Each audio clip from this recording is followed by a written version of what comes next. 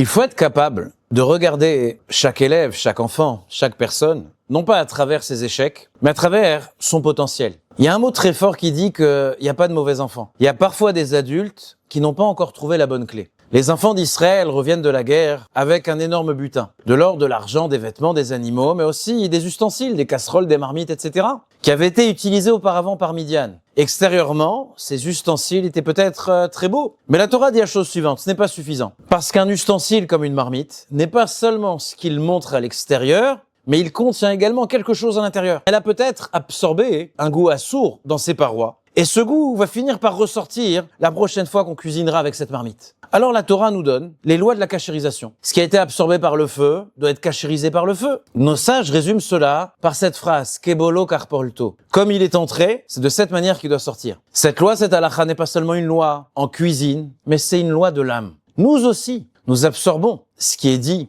le regard des autres, on absorbe les silences, les colères, l'humiliation. On absorbe aussi d'autre part l'amour, la confiance et la joie. Et parfois, des années plus tard, il y a quelque chose qui ressort. Une peur, un blocage, une sensation de ne jamais être assez. Et l'erreur tragique, c'est de dire, si les choses se passent de cette manière, c'est que je suis mauvais. Ou que cette personne est cassée, elle est brisée. Je suis comme ça et je pourrais pas changer. La Torah vient et dit non. Peut-être que l'autre ou que moi-même avons absorbé quelque chose. Et si ça a été absorbé, ça peut être aussi expulsé.